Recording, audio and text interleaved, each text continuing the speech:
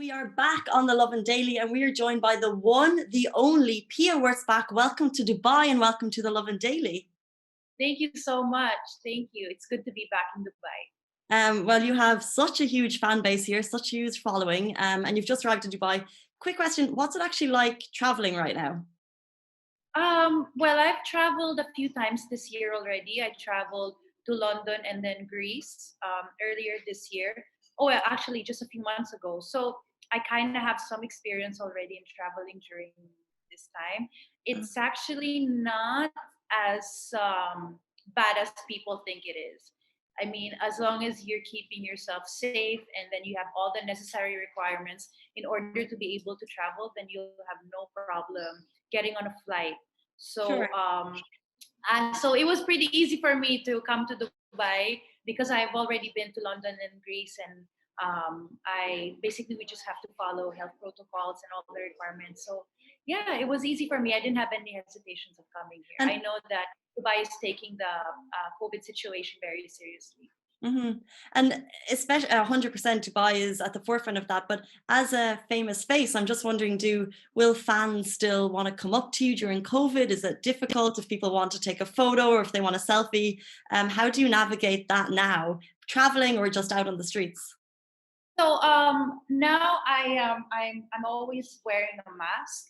So even when somebody asks for a picture in public, I don't remove it, and they understand. They know that it wouldn't be safe for me to take off my mask, even though normally you would have your full face in the photo. Also, like, we try to keep a safe distance from each other, so we don't like really be close. So we follow the health protocols. Um, I've had some pictures taken already with some fans this morning, and they know the health protocols, they know the rules, so we just have to follow them. So it hasn't been a problem. um yeah, so it's been okay. Okay, and just a bit of background for our audience, and I'm sure this people talk about this in every interview that you do, but of course, Pia won Miss Universe in 2015. You've been only one of 4 Pinoys to do it, which is incredible. Your crowning moment made worldwide news, of course, when Steve Harvey announced the wrong winner ahead of you, and for 28 seconds, you were first runner-up. Just to give us an insight, can you remember what it felt? Because we've all seen that video, it's been seen billions of times. Your eyes were just like, can you remember what that moment felt like when they announced that there was a mistake? Yeah, I mean, I was confused. I've watched Miss Universe so many times in the past. I would watch the previous pageants over and over, and never did they make a mistake like that. So of course I thought that it was a prank or a joke, or like, I didn't know how to react at that moment, because honestly I was also feeling bad for Miss Colombia, because I've lost pageants before. I've lost pageants in the past, and I know how it feels, but it doesn't compare to how she felt at that time, because initially thinking that you're the winner and apparently you're not. And so now you have to take it off and pass it on to somebody else. When, like me, she's also worked very hard to get there and to win. And she was also going for a back-to-back win, because the winner the previous year was also from Colombia. So a lot of pressure coming from her. I couldn't go into full celebratory mode, knowing Of course. that she was heartbroken. Like, how can you? How can you? So I had my moment backstage instead. That's where it all sinked in. And then, but yeah, I did feel very confused, because it's never happened before. Of course. Well, you handle it very gracefully, very beautifully. So congratulations. Obviously, you have a massive following here in Dubai. So we asked our audience if they had any questions for you. And the first comment that came through was, I'll only say a word, she's a true queen. Because since Miss Universe, you've become a Worldwide Fund for Nature ambassador. You're working with AIDS awareness, cyberbullying, disaster relief in Philippines. You've done so much. And my question is, what motivates you to continue working as a role model, and ultimately being a role model to so many young women? Where is your motivation? Because you're doing a lot. It just gives me a lot of fulfillment, because a lot of my work involves being in shoots, being in front of the camera, being glammed up, looking pretty. But I mean, while all of that is nice and I'm very grateful for the opportunity, but after a while, you kind of look for something a bit more, right? Like Mhm. something that actually gives back, that gives you a sense of purpose. It's always such a nice feeling. And that's why I encourage everybody to try to volunteer, to do just even a little bit and see how it makes you feel, because it just makes you feel so good after knowing that you've in a, you know, in your small way, knowing that you've helped or raised awareness for something, or at least stood up for something that you believe in. I also think that it would be such a waste um, if I just let go of these opportunities just because I already finished my reign as Miss Universe.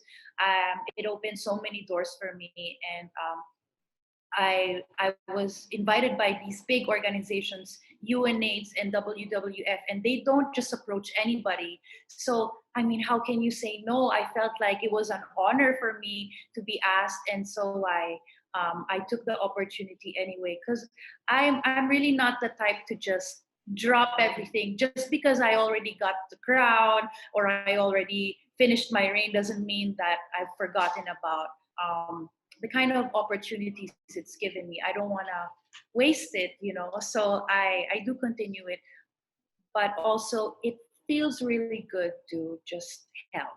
It's really nice, especially about on causes that you like truly believe in. It doesn't feel like work at all. Good. Thank you. And your personal story from pre-Miss Universe days is truly incredible. People may or may not know that, you know, you came from a family with a single working mother. From the age of 11, you were helping your family, help providing income with your modeling and through your acting. So then as you continue in your career, would you recommend pageanting to young girls? Would you recommend kind of the Miss Universe title to young girls? I mean, it depends on how young we're talking about.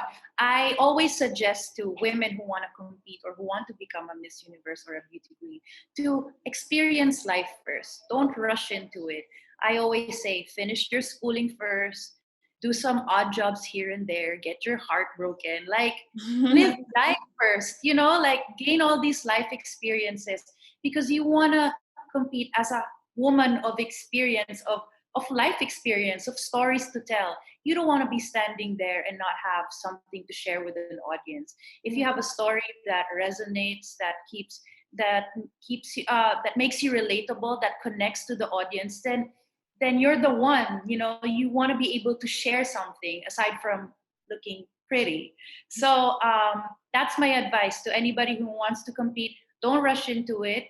Just finish everything you have to finish in real life first, because trust me, once you get into it, you'll be addicted to it, because it's a really life-changing opportunity. But you know, experience life first and then compete. That's my advice. Interesting. And it's really interesting that you mentioned heartbreak there, because like I said, we asked people to share. I could show you our DMs. We got so many questions for you, and people are interested in your private life because they're asking questions, you know, about your relationships, and they're asking questions about maybe a fight with your sister, a public one.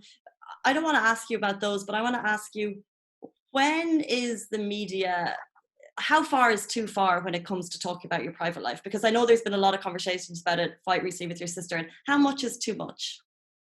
Well, with regards to family matters, I've already asked, like in my post a few months, I think it was a few weeks ago already, just to like, you know, family matters should be kept private, Yeah. um, and that we're dealing with the situation as a family privately already. So, but yeah, but it's just a part of the job, I guess. I mean, people will always want to know, will always want to ask.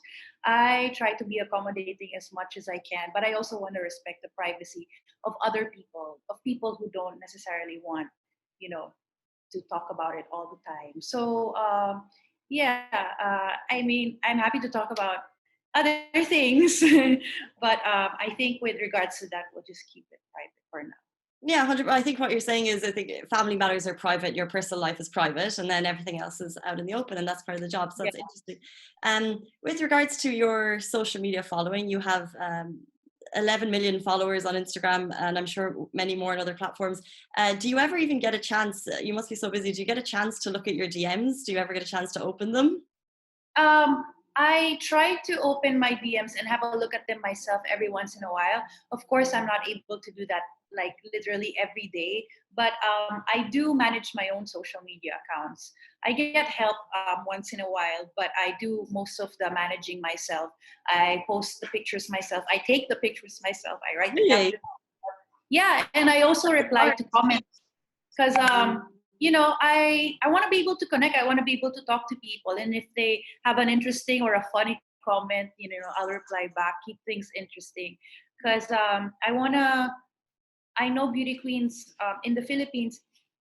We love beauty pageants, and we put beauty queens in such a pedestal that they're almost too high to reach.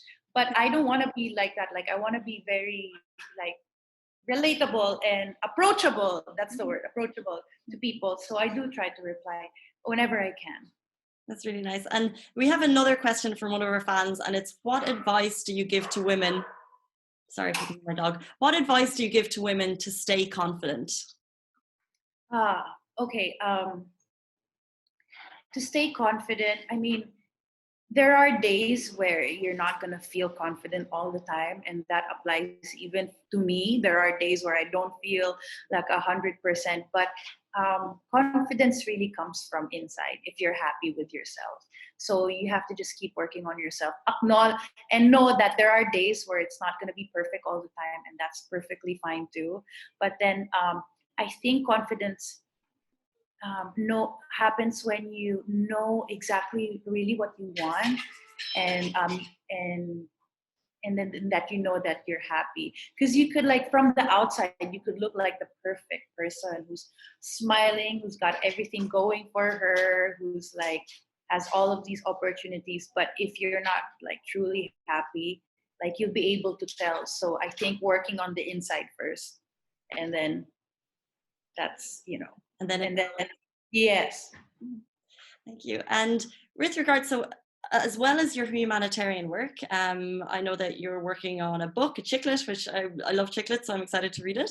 You're shooting a movie, you have a lipstick collaboration, you have a bestie business with your friends. Where does, in terms of business, where does your passion lie? Oh wow! I have a real interest in beauty, in makeup, in fashion. I love that. I love that space. I mean, it just comes naturally to me. I have a real interest in beauty, but also that's why I've collaborated with a um, makeup brand, makeup line in the Philippines called Tevian. That also, by the way, sells here in Dubai. They have a Arabic website. So and then just after Miss Universe, I've been more interested in what other things I could do, because I didn't want to limit myself to just being a beauty queen. I wanted to, learn something new again, be an underdog again, like learn something, like be getting into entrepreneurship.